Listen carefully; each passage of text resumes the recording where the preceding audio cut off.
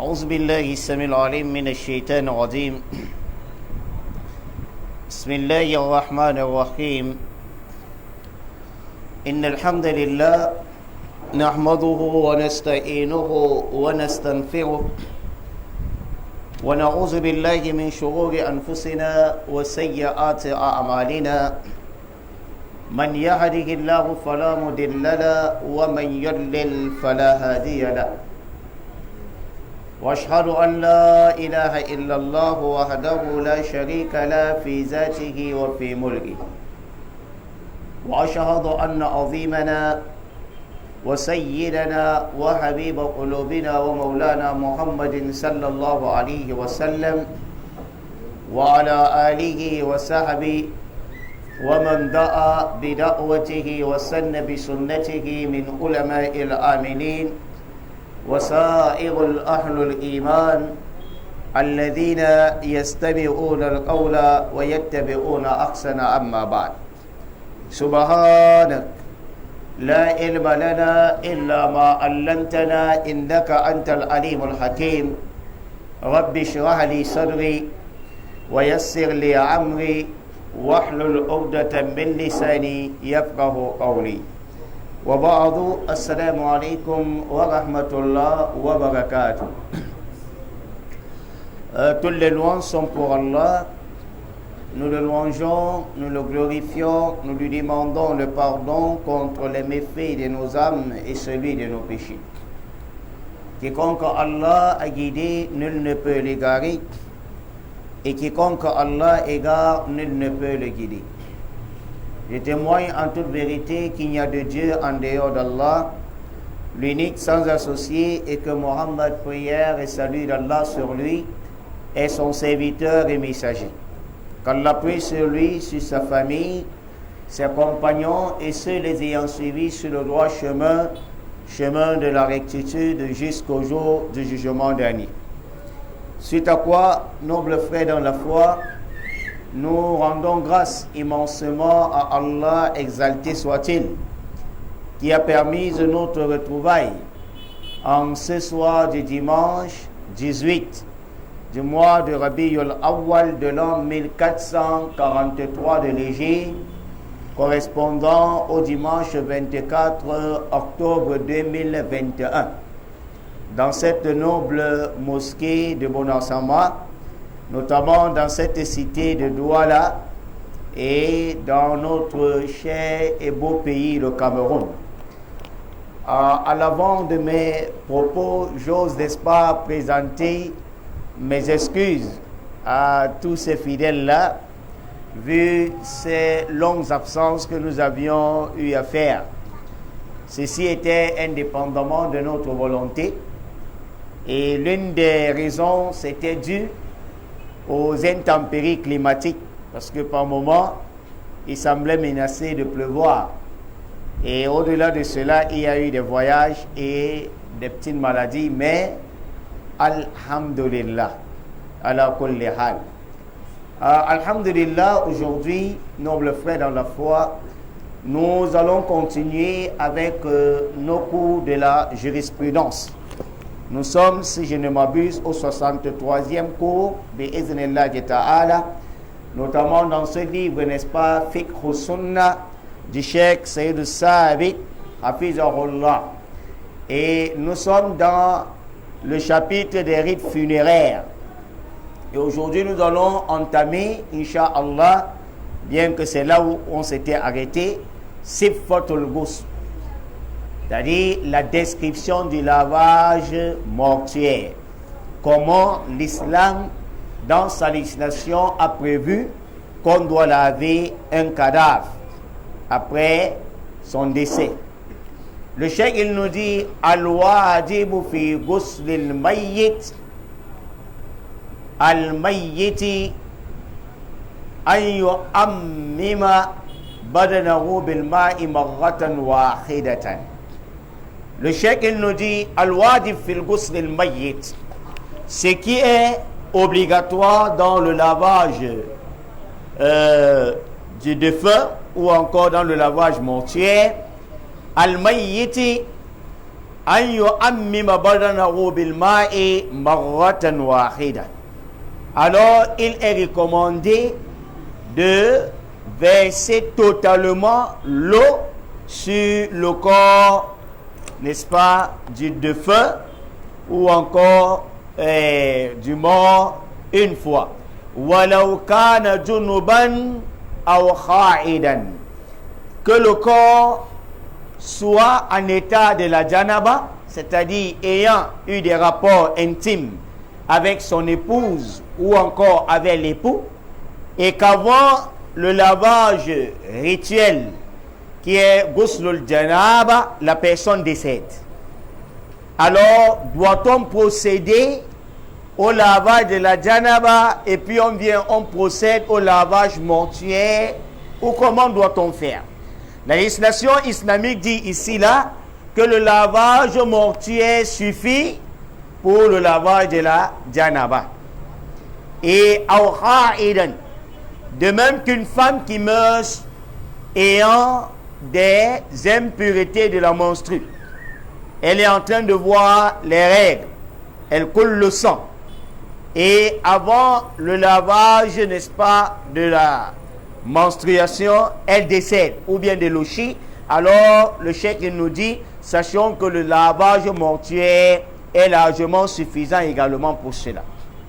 Il dit wal mustahabu fi dhalik, ce qu'il y a de préférence dans cela, dans le lavage, n'est-ce pas, mortuaire, an yuda al mayyitu fawqa makanin murtafi'in.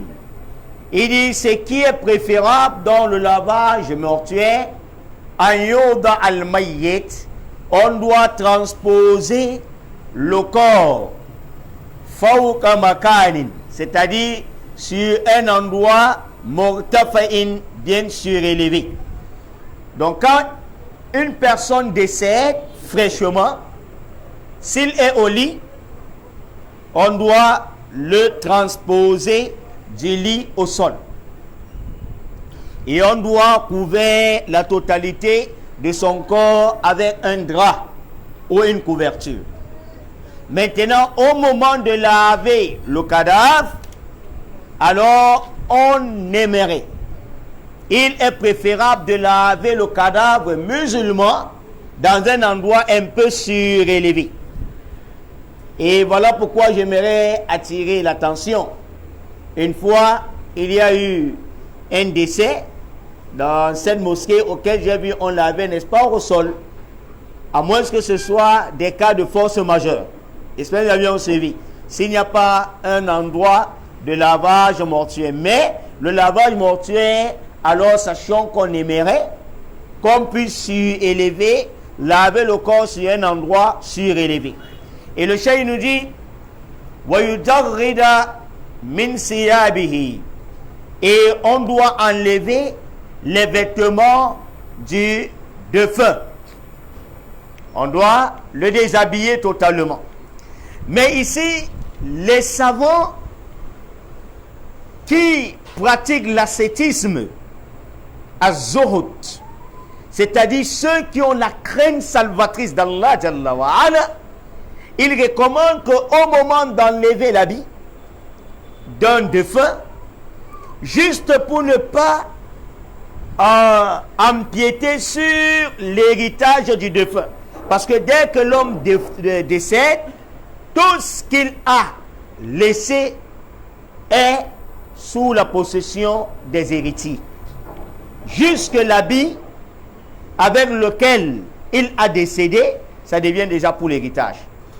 Voilà pourquoi ces savants qui pratiquent l'ascétisme az-zuhud, c'est-à-dire ceux qui ont la crainte salvatrice d'Allah Jalla wa Ala, ils disent que si c'est un habit serré, nous voyons, on peut utiliser le ciseau pour, si on n'arrive pas à retirer, on peut utiliser quoi, le ciseau. Mais ces savants, ils disent, si c'est dans ce cas, il est préférable qu'on coupe l'habit là où sur les points, n'est-ce pas, de couture, de telle sorte que au moment où on détache, l'habit se détache en suivant quoi, les lignes de la couture, qui après, n'est-ce pas, avoir déchiré cet habit, on peut remettre chez le couturier et il suit encore les lignes de la couture. Pourquoi? Ces savants ils disent de peur de détruire, n'est-ce pas quoi, l'héritage des héritiers. Ça, c'est des savants qui ont la crainte de quoi? D'Allah Jalla wa Ala. Voilà pourquoi le cheikh il nous dit wa yujarrida min siyabihi. On doit donc déshabiller le cadavre. Wa yuda'a alayhi satirun yasturu awratahu. Et une fois l'ayant déshabillé, on doit mettre, n'est-ce pas, un tissu. On va le couvrir avec un tissu qui couvrira sa partie intime. Donc au moment de laver le cadavre, il est strictement interdit de regarder la partie intime du défunt. Haram, mamnou, c'est interdit. Pourquoi? Alayhi salatu wassalam, il dit la'anallahu naziratun wa manzura ilay. Allah maudit toute personne qui voit la nudité d'un autre et la personne également qui laisse qu'on voit sa nudité, lui aussi il est maudit. Celui qui regarde est maudit, celui qui a laissé qu'on regarde est maudit. Raison pour laquelle ici, avant de continuer, nous interpellons les musulmans qui ont le manque d'éducation basique islamique, de ne point copier les koufars, les non-musulmans. Par moment, lorsqu'on voyage, vous allez voir, lorsqu'on fait souvent des arrêts, quand on descend du bus, oui, il y a des personnes qui brandissent leur crayon devant et aux yeux de tous en train d'uriner. Les femmes de même, les hommes de même. Or, toi le musulman, tu ne dois pas faire ainsi. Tu ne dois pas brandir ton crayon en train d'uriner et tout le monde voit ton crayon. L'islam nous recommande d'aller dans un endroit un peu éloigné des yeux des personnes à cause de ces hadiths. J'espère que nous avions suivi. Donc, il est strictement interdit de voir quoi? La partie intime du défunt. Retenez ceci, on va y revenir. Interdit de voir la partie intime du défunt. Donc, pour le déshabiller, on doit d'abord mettre soit une serviette ou un pagne juste au niveau de sa partie intime. On enlève la chemise, on enlève le pantalon, on déshabille le mort. Et on doit procéder ainsi jusqu'à la fin du lavage. Puis le cheikh nous dit Ma'lam yakun sabiyan, à moins que ce soit un petit enfant, peut-être un enfant impubère, 0 à peut-être 5 ans. Déjà 7 ans, il y a les makalats, c'est-à-dire il y a des paroles que les savants ont dit par rapport à cela. Mais de 0 à 5 ans, là il n'y a pas un peu de problème si on voit sa nudité. Alors le cheikh nous dit Wala yahdura inda ghaflihi illa man tada'u hajatu hudurihi. Et il dit Wala yahdura inda ghuslihi, ne doit être présent au lieu de ce lavage mortuaire illa man tada'u hajatu hudurihi, sauf celui dont besoin se fait ressentir. Donc en d'autres termes, on ne veut pas les attroupements. Il y a un cadavre, on veut laver un cadavre, vous êtes au moins 10. Ou bien pendant qu'on lave, il faudrait que toi aussi tu entres là-bas. L'autre entre, n'est-ce pas, pour voir. Alors le cheikh il nous dit, ce qui est de préférence, si tu n'as pas un besoin qui se fait ressentir pour être présent, c'est mieux pour toi de rester où? Dehors. À moins que ce soit ceux qui veulent apprendre quoi? Le lavage. Ou bien peut-être parce que tu dois aussi aider ou bien apporter une assistance à quelqu'un. Et le cheikh nous dit وَيَنْبَغِي أَنْ يَكُونَ غَافِلٌ ثِقَّةً أَمِينًا صَالِحًا. اسمعوا جيدا, écoutez bien. Il dit وَيَنْبَغِي أَنْ يَكُونَ غَافِلٌ, il incombe à ce que le laveur du mort ou la laveuse qui est censé laver le mort répond à des critères suivants. Premièrement, thiqatan, que ce soit une personne, le laveur bien sûr, ou bien la laveuse, une personne thiqatan, digne de confiance, aminan, une personne honnête, salihan, une personne pieuse, une personne pieuse ou vertueuse. Il dit liyanshura ma yarahu min al-khayr, liyanshura ma yarahu min al-khayr, afin de diffuser tout ce qu'il verra de bien sur ce cadavre. Et il dit wa yastura ma yazharu lahu min ash-shar, wa yastura ma yazharu lahu min ash-shar. Je reprends. Wa yastura ma yazharu lahu min ash-shar, qu'il cache tout défaut qu'il verra de ce cadavre. Mafhum? Nous comprenons? Ici, j'aimerais qu'on comprenne mieux ces enseignements islamiques en matière du lavage d'un cadavre. Pour laver le cadavre, on voudrait que le laveur ou la laveuse du cadavre en islam réponde, n'est-ce pas, à ces critères. Thiqatan. D'abord, que ce soit une personne quoi? Digne de confiance. Aminan, que ce soit une personne comment? Honnête. Salihan, que ce soit une personne comment? Pieuse ou vertueuse, qui a la crainte d'Allah. Afin que s'il voit un bien du cadavre, il peut diffuser. Masha'Allah, quand je suis allé laver, n'est-ce pas, le frère Mohammed Ladan, vraiment, il y avait un parfum qui se dégageait, il souriait, on dirait qu'il avait vu les rourines. Là, c'est bon. D'accord? La personne peut diffuser cela parce que c'est un bien. Mais s'il voit un défaut, on aimerait qu'il cache ce défaut. Pourquoi? Il dit Fa'in d'Ibn Majah. Parce que dans le recueil authentique d'Ibn Majah, rahimahullah, il dit Anna Rasulallah sallallahu alayhi wa sallam qal. Le messager d'Allah, celui la paix et la bénédiction, il dit liyuksil mautakum al-ma'munun, que lavent vos cadavres les personnes honnêtes. Voilà les critères pour laver le cadavre en islam. Rasulullah dit, si vous voulez prendre quelqu'un qui va laver votre cadavre, alors cherchez des personnes honnêtes, des personnes dignes de confiance, des personnes qui ont la crainte de qui? D'Allah. Pourquoi? Pour qu'ils diffusent le bien de votre cadavre et qu'ils cachent le mal de qui? De votre cadavre. S'il y a un défaut sur le cadavre, peut-être la personne est morte, peut-être elle est en train de puer, ou bien peut-être on l'a trouvé comme quelqu'un qui désobéissait à ses parents. Lorsqu'il est mort, on a trouvé des fourmis. À chaque temps qu'on l'avait, des fourmis étaient pleines sur cette personne.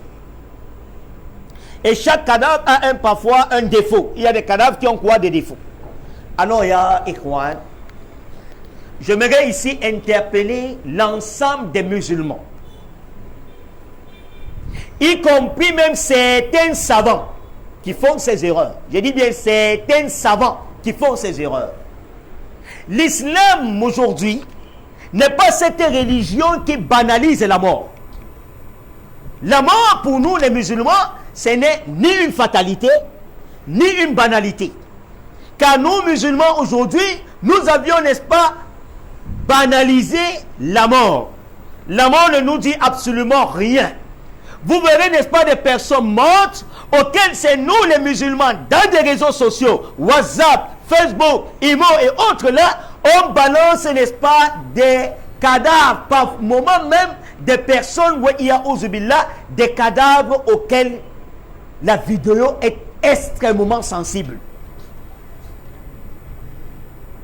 Quelqu'un, on a coupé la tête. Ou bien c'est le pistolet qui a détruit le cerveau est sorti.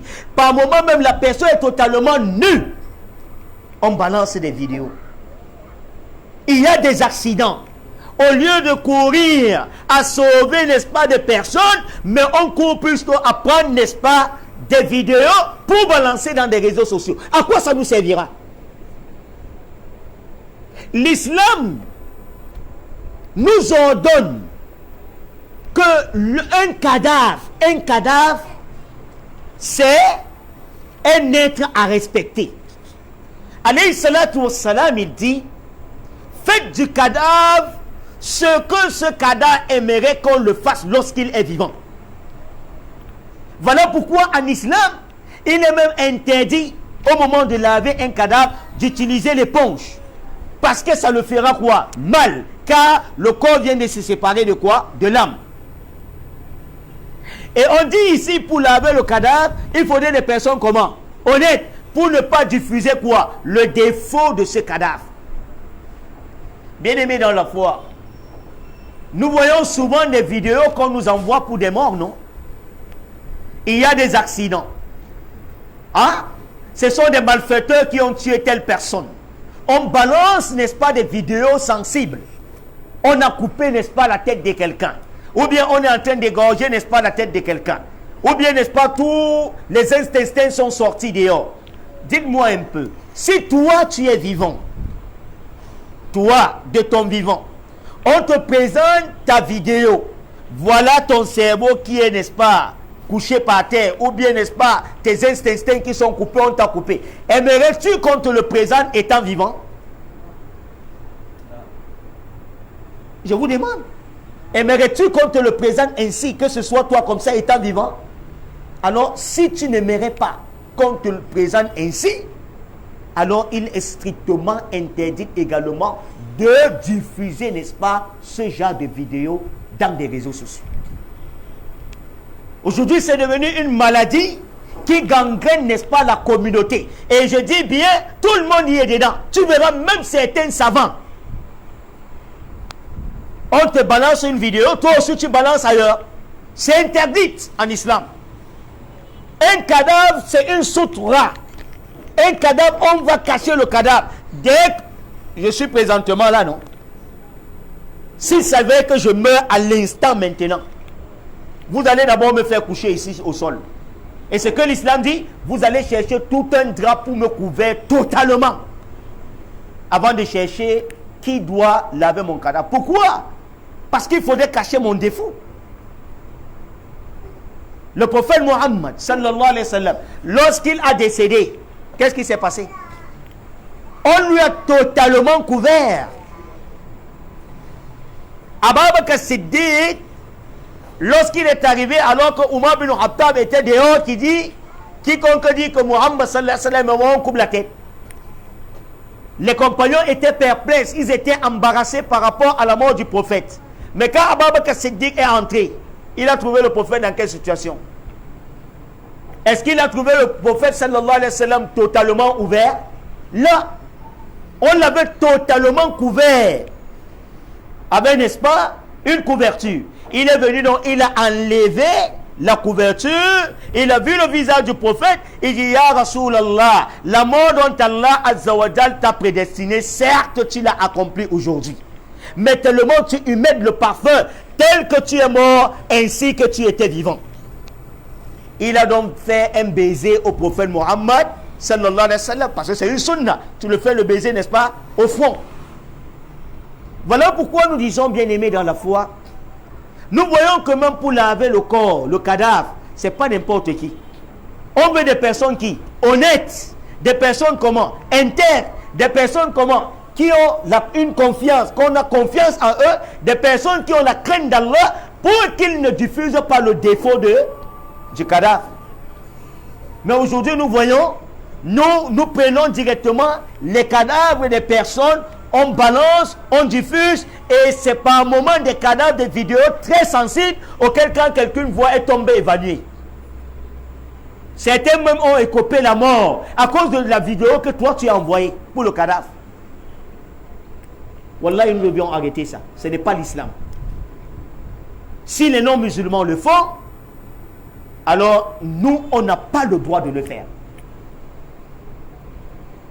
Quelqu'un te dira, ah, l'islam aujourd'hui, ça a avancé avec les réseaux sociaux. Oui, ça a avancé avec les réseaux sociaux, mais l'islam a certaines normes.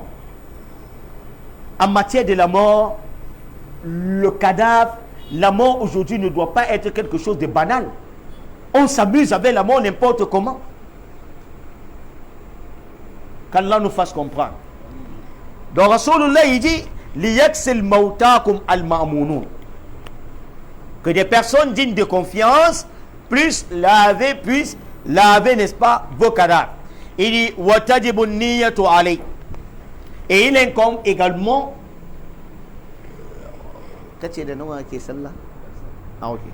il incombe également de procéder à l'intention. On doit formuler l'intention. Il dit parce que c'est lui qui est l'interlocuteur de celui dont on doit quoi? Laver. Summa yabda'u fata'asuru batanul mayyiti afdaran rafiqan. Alors le cheikh il nous dit, avant n'est-ce pas de procéder au lavage, voilà comment est-ce que cela se passe. Il dit premièrement yabda'u, il va commencer. Il doit presser légèrement le ventre du cadavre. Donc avant de commencer, tu presses d'abord quoi? On fait lever le cadavre, on le fait asseoir, d'accord? Et puis on presse légèrement. Et voilà pourquoi le cheikh dit quoi? Afran rafiqan. Tu ne dois pas le faire, n'est-ce pas, avec la vengeance. Voilà pourquoi, ayyuha al-ikhwa, il y a une des sunnates que moi je pleure. On a délaissé cette sunnate. Al-wasiyya, le testament, wallah, le testament. Fais ton testament quand tu es encore vivant. Dans ton testament, choisis qui doit laver ton cadavre après ta mort. Parce que, wallah, il y a beaucoup qu'on croit qu'ils lavent le cadavre, ils ne connaissent absolument rien de la sunna en matière de lavage de cadavre. Surtout du côté des femmes. Surtout du côté des femmes. Alhamdulillah, il y a presque 10 ans, voire 15 ans auxquels j'ai toujours fait des séminaires du lavage de cadavres dans cette ville de Douala. Je crois que dans votre sainte mosquée, vous aviez aussi bénéficié de cela, j'espère. Il y a cela presque 5 ans ou 6 ans. D'accord? Donc nous disons, on doit apprendre comment laver le cadavre. Et je crois qu'on va encore y revenir, Inch'Allah ta'ala. On va encore y revenir pour ce séminaire. Juste après ceci, on va prendre, n'est-ce pas, le temps de passer également à la pratique. Ici, c'est la théorie. Donc, le cheikh lui dit, on doit presser légèrement le ventre du cadavre. Afin de ressortir ce qu'on penserait qu'il soit resté, c'est-à-dire soit les sels ou encore certaines impuretés.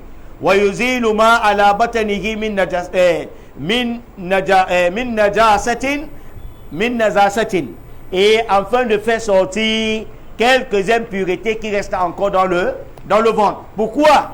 Parce que par moment, quand on ne presse pas, ça dépend de la manière que chacun meurt. Mais Allah accorde-nous une bonne fin. Il y a ceux, à cause de la violence, la douleur atroce de la séparation de l'âme du corps. Kullu nafsin za'iqatul maut.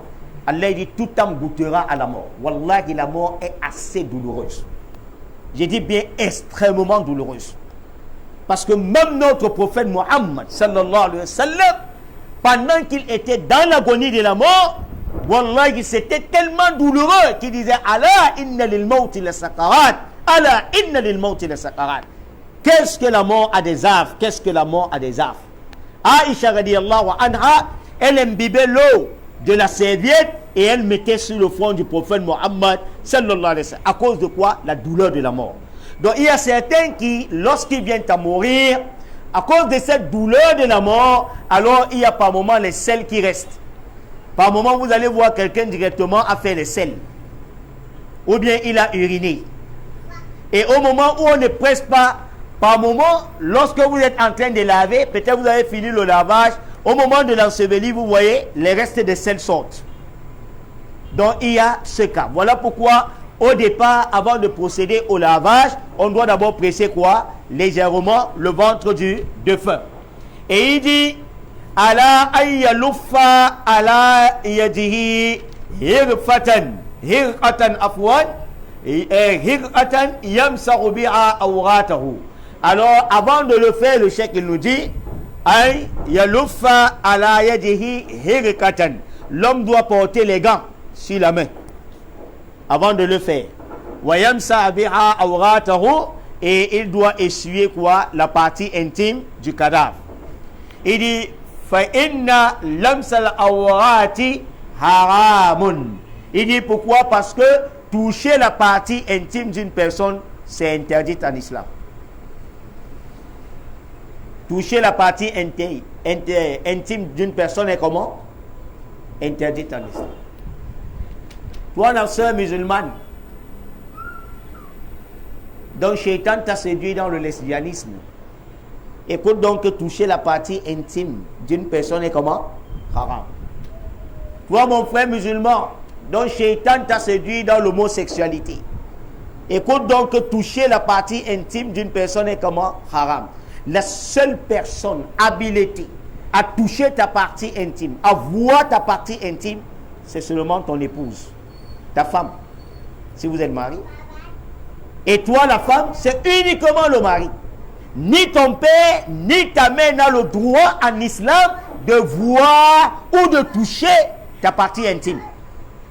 Quand tu es déjà pubère, dès que tu atteins l'âge de la puberté, ton père, ta maman n'a pas le droit de voir ta partie intime.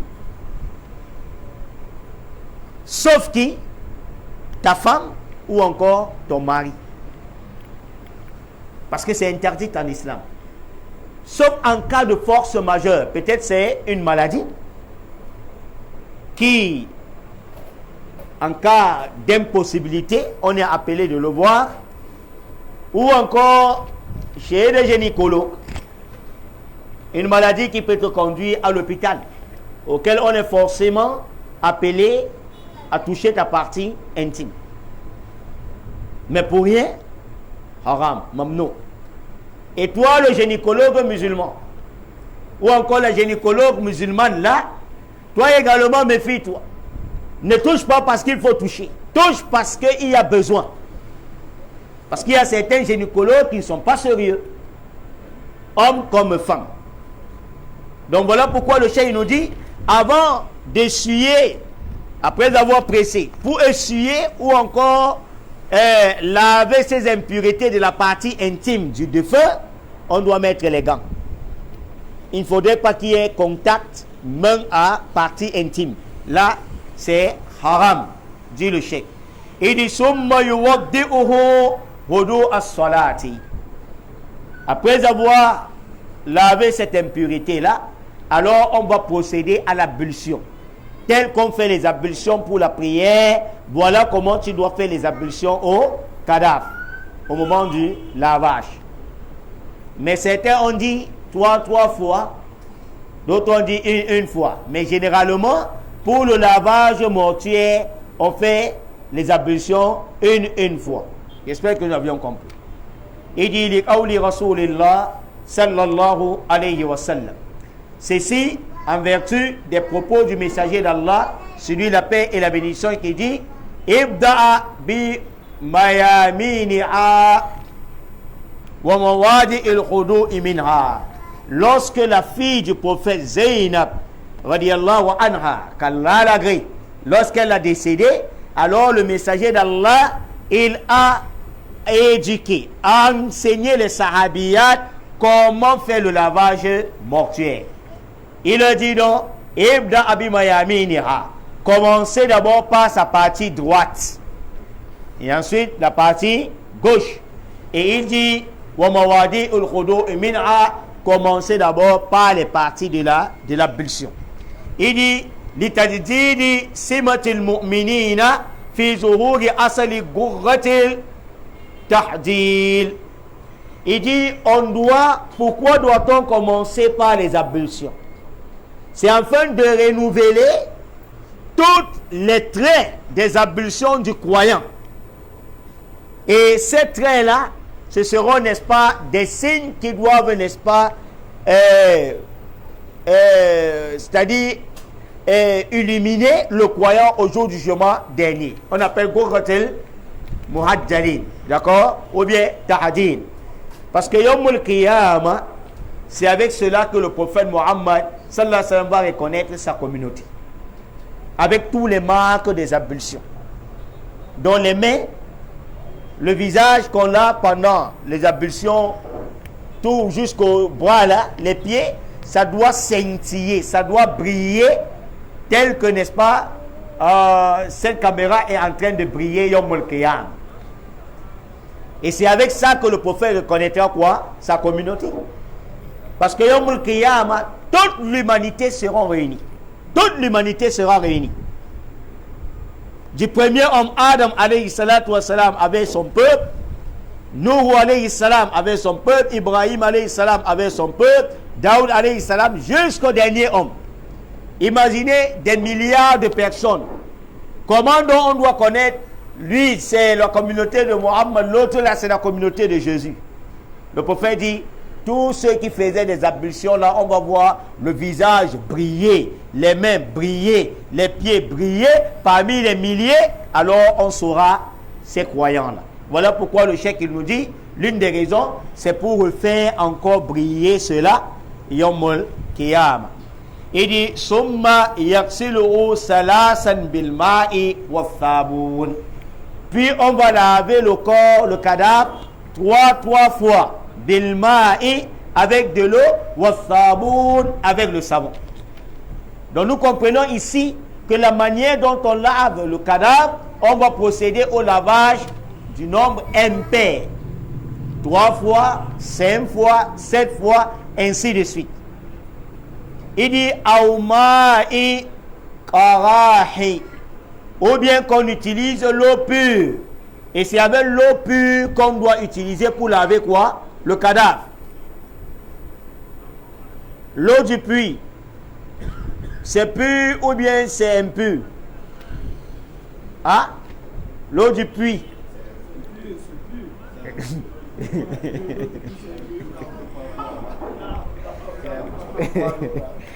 Non. Retenons, Masha'Allah, une très belle question. Salam alaikum wa rahmatullah. Salam alaikum. Je crois qu'on a déjà fait ces cours ici. Salam alaikum. On a fait ces cours ici. Nous disons, parmi les catégories d'eau pure, il y a l'eau du puits, il y a l'eau du marigot, l'eau du fleuve, le Vouri, quand vous le voyez. Écoutez déjà qu'une eau pure n'est forcément pas propre. Et une eau propre n'est forcément pas pure. J'espère que vous avez bien suivi. Parce qu'il faut faire la différence entre An-Navafa, la propriété, et At-Tahara, qui est la pureté. J'espère que vous avez bien suivi. Nous puisons l'eau de la Sénèque, à titre d'exemple, dans une bassine de 20 litres. Et je viens, j'urine un peu dedans. D'accord? Si j'urine, ou bien un enfant urine là-bas, alors l'eau là, quand tu viens, ce serait propre ou bien c'est pas propre? C'est propre, non? Mais est-ce que c'est pur? Nous voyons c'est propre, mais ce n'est pas pur. J'espère que vous avez suivi. Et de même également que l'eau de la pluie, l'eau qui tombe du ciel là, c'est une eau comment? Pure. Tout ce qui tombe du ciel, le marigot, les fleuves, tout ce qui sort là, toutes ces eaux-là sont comment? Pures, mais pas forcément pas propres. J'espère que vous avez bien suivi. Et il y a également une eau qui est mélangée à quelque chose de pur. J'espère que vous avez bien suivi. Le savon, c'est pur ou bien c'est impur? Le savon, la CCC que vous utilisez, Dermovat, Immédiat, Claire, Santes, c'est pur ou bien c'est impur? Là, je crois qu'on va encore revenir avec des cours. Parce que ça, c'est des cours de base. D'accord?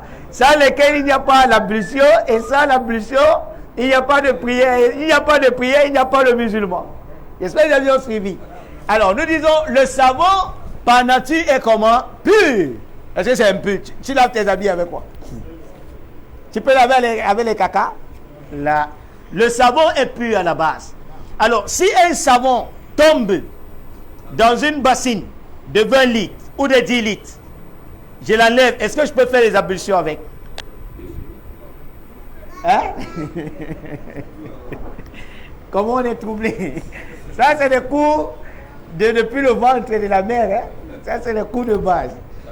Alors, on peut faire les ablutions comme on ne peut pas le faire. Les savants, ils disent, si ça change les trois qualités de l'eau, la couleur, la saveur et l'odeur.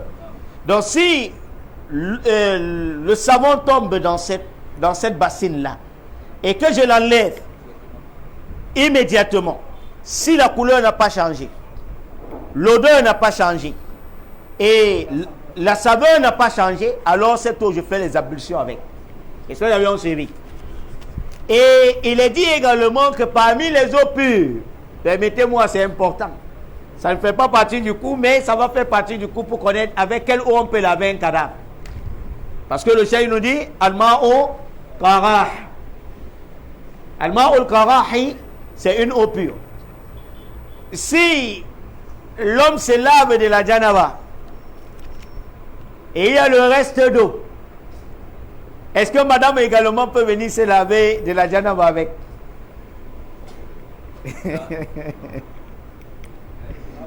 Hein? Oui. Oui, quelles conditions?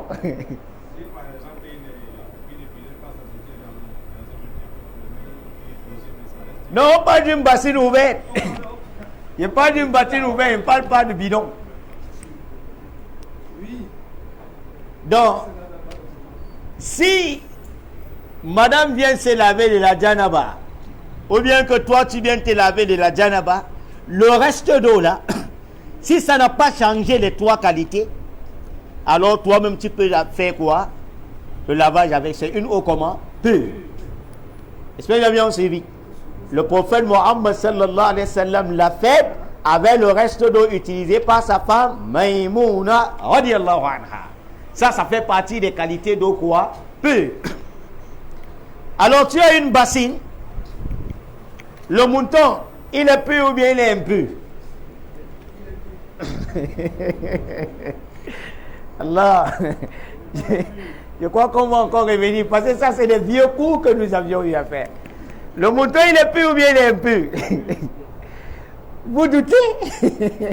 Tu manges le mouton ou bien tu manges pas?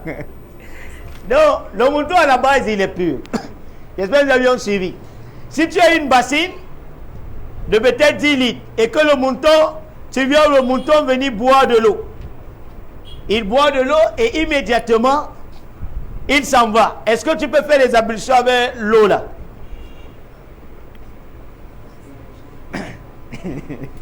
Est-ce que tu peux faire les ablutions avec? Pourquoi tout le monde est calme? Je ne viens pas annoncer la mort.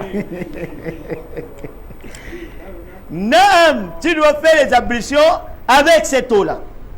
Cela fait partie des qualités d'eau comment? Pure, Inch'Allah. Donc on va devoir s'arrêter ici. Je vois l'heure qui est déjà à la sonnette. Bi'idhnillahi ta'ala, nous allons continuer dimanche prochain. Ce que nous avions dit en bien, qu'Allah nous donne la récompense. Ce dont nous avions faussé, qu'Allah nous pardonne. Subhanakallahumma bihamdik. Nashhadu an la ilaha illa anta nastaghfiruka wa natubu ilayk. Assalamu alaikum. Naam.